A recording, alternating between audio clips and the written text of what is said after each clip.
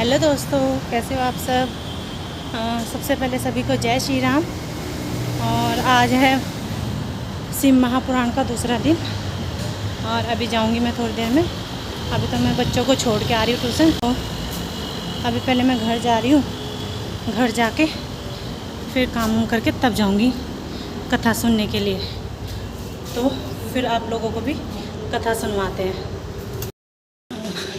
और चलते हैं अब कथा में। और माँ श्री शिव महापुराण पहली बार सुन रही हूँ और मौका मिला है हमें सुनने। भीष्म पितामह के भाई विदुर जी जीवन भर तक एड़ियां रगड़ते रगड़ते मर गए, मगर वो धर्म की ही। भीष्म पितामह बाणों की सैया पर विराजमान है महाराज।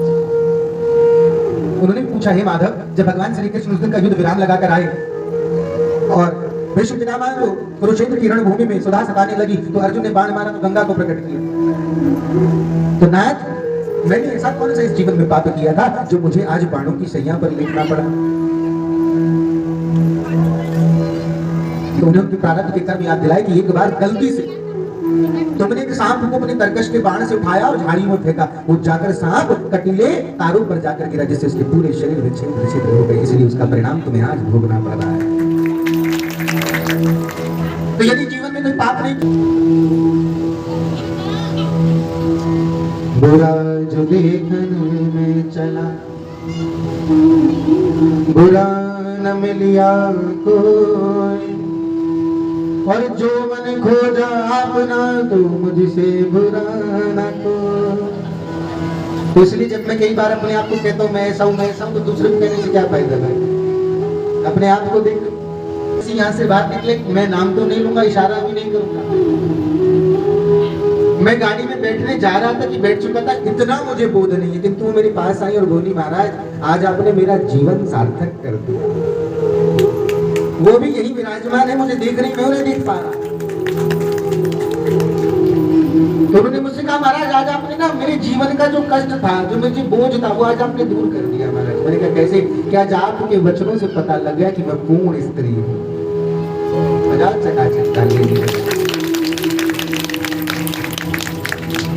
अब आप ऐसा सोच रहे होंगे तो मैं बता दूं, क्योंकि आपको तो पता नहीं हूँ कौन है, तो मैं जानता हूँ, ईश्वर जानता। आप भी जानती हैं, तो चुप रहो, फिर चुप ही है, जाओ। उनकी खुद की संतान नहीं है शायद, ये मुझे कंफर्म नहीं है ना, किंतु वो किसी के सन्ने मात्र से ही 21 पीढ़ियों का उद्धार हो जाता है, जिसके सुनने मात्र से वैकुंठ प्राप्त होता है, जिसके सुनने मात्र से मानव अपने समस्त पापों को काटकर मुक्ति को प्राप्त करता है। जिस प्रकार शिव पुराण से समस्त पापों कष्टों को निरोग काया प्राप्त होती है और कैलाश मिलता है, पुराण यस्य डबल ट्रिपल होकर तुम्हारे घर में लौटेगी।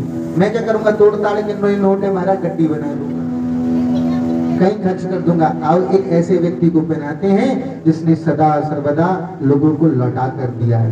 बोलो हरे हरे महादेव। जाते वक्त इस पे 10-5 रुपए एक्स्ट्रा रख के बिटिया को वापस कर दे। हाँ, तुम्हारे परिवार में धन धान्य की बढ़ोतरी रहे। तो ऐसे व्यक्तियों को दान करना चाहिए, सुपात्र हो। कुपात्र को दान करने से क्या मिलेगा? सुपात्र को दान। तो जीवन का सार है, ये तो सच्चाई है, ये अटल सत्य है। ये है तो है, व्यक्ति पूजा जाएगा, और ये नहीं है तो व्यक्ति फिर किसी का भी नहीं कहलाएगा। इसलिए श्रीमन नारायण नारायण हरि हरि। और जैसे ही नारायण भगवान ने देखा कि नारद जी वैकुंठ की ओर आ रहे हैं, तो आसन छोड़कर खड़े हो गए महाराज। और जैसे ब्रह्मा जी ने देखा, अरे महाराज ले आप तो भैया वैकुंठ आ गए। ब्रह्मा जी की सारी काम वासना जागृत हो गई, काम धरा का धरा रह गया, और संकल्प ले लिया कि अगर विवाह करूंगा तो इस स्त्री से करूंगा, नहीं तो जीवन भर अमरण विवाह ही नहीं करूंगा। बोले नारायण भगवान की। रह गया सारा काम तपस्या धरी की धरी करके।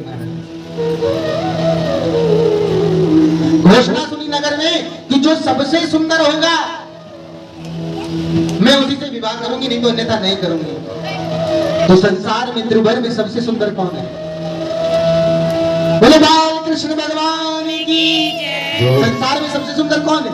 नारायण है। ब्रह्मा जी भागने वाले गए, महाराज की जय हो, महाराज अपना रूप मुझे दे दीजिए। हमारा रूप? हमारे रूप का क्या करोगे? अरे बस तुम दे दो महाराज, हमें आपका रूप चाहिए। अच्छा रिंगी श्रृंगी क्या दिया? बंदर का रूप दिया। कैसा?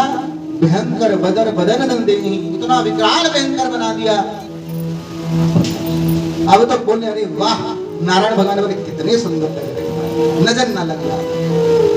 बता रिंगी श्रृंगी कैसे लग रहे? हाँ अति उत्तम प्रभु। और रिंगी श्रृंगी को देखकर ऐसे और श्रृंगी रिंगी को देखकर ऐसे महाराज बाजे बाजे कैलाश गए, नाथ की जय हो, नाथ की जय हो। ले नारद जी को तो बंदर बना दिया महाराज। महादेव ने सोच में पड़ गए, महाराज नारायण ने नारद को बंदर बना दिया, अर्थात इसके पीछे विशेष कोई बात है। जाओ और देखकर बताओ आगे क्या होगा।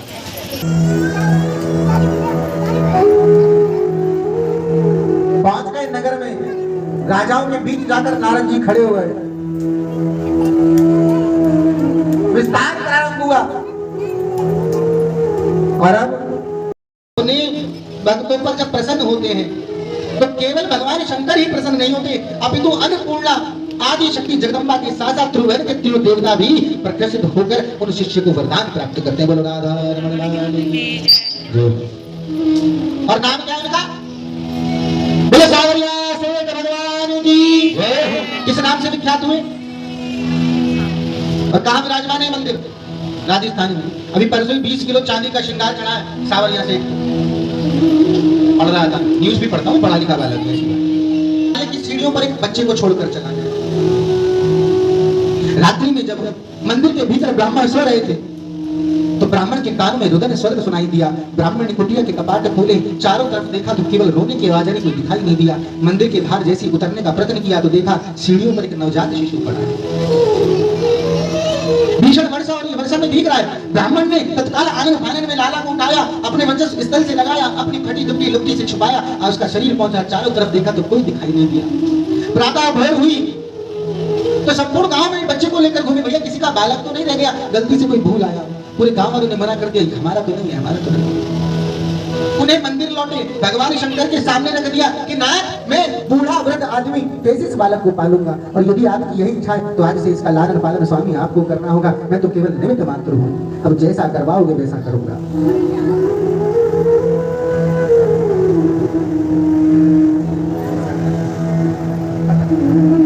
जैसा आप निमित्त मात्र करेंगे वैसा करूंगा महाराज। अब तो भूला नाम रख दिया गया बालक का। वृद्ध अवस्था में ब्राह्मण ने बड़े प्रेम से उस बालक को पाला, और जब बालक बड़ा हो गया, 5-6 बरस का हो गया, तो 5-6 बरस में ब्राह्मण और बूढ़ा हो गया और मरणासन हो गया। और अब भोला अपने स्वामी कहेंगे, पिता कहेंगे, उनके साथ भगवान शंकर की सेवा करता है। तभी गांव वाले शंकर पर आक्षेप करने लगते हैं कि इसकी जाति का पता नहीं, इसके माँ बाप का पता नहीं, और आप इससे मंदिर में रखकर पूजा अर्चना करा रहे, किस धर्म से है, किस जाति से है, और क्या अधिकार दिया इसको कि आप इसे मंदिर में शिवालय की स्थापना में बैठा दें।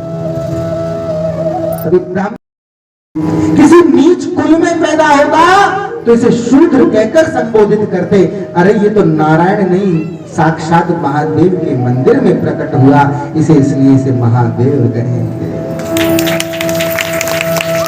ये साक्षात इसीलिए इसका नाम भोला है, क्योंकि ये किसी का अंश नहीं, ये महादेव का अंश है। और संसार में जब किसी को कोई नहीं अपनाता तो साक्षात वो परम पिता परमात्मा अपनाता है। यहीं पर एक बड़ी सुंदर कथा जुड़ जाती है। ये है तो वायु रुद्र संगीता से, मगर इसका जो आदांश भाग मिलेगा वो आपको विश्वेश्वर संगीता के प्रथम भाग में मिलता है। तो पिताजी बात ऐसी है कि एक सेठ था, बड़ा पैसे,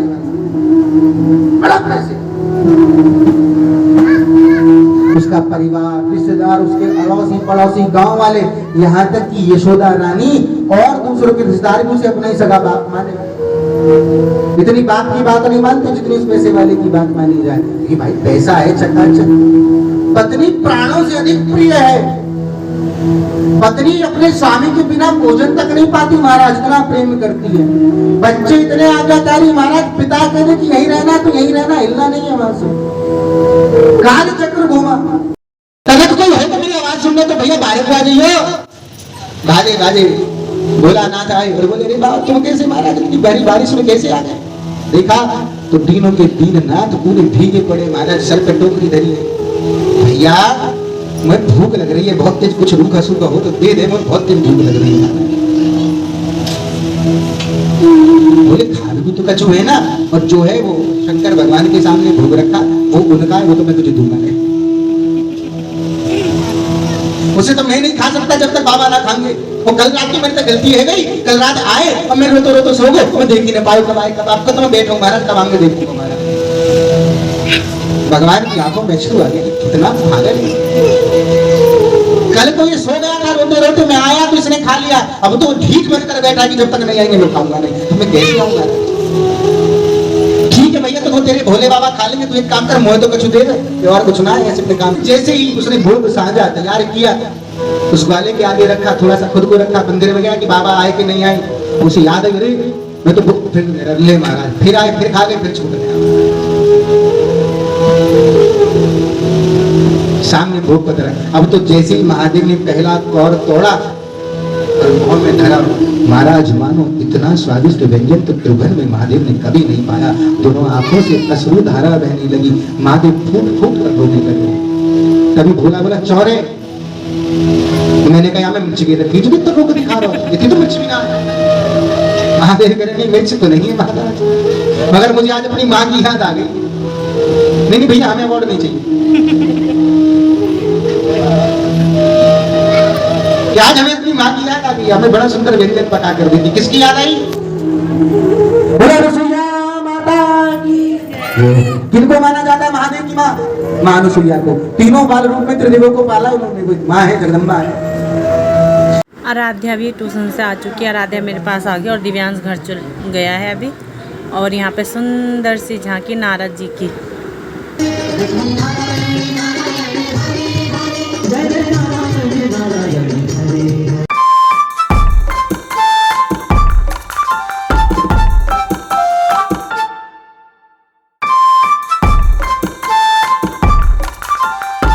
और लास्ट में सब ने यहाँ पे टीका करा।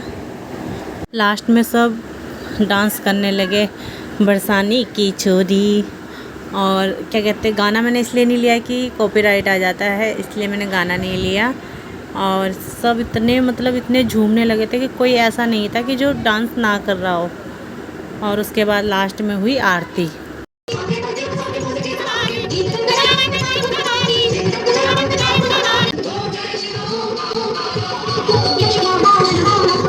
और इसी के साथ, आरती के साथ ही मैं इस वीडियो को भी यहीं एंड करती हूँ।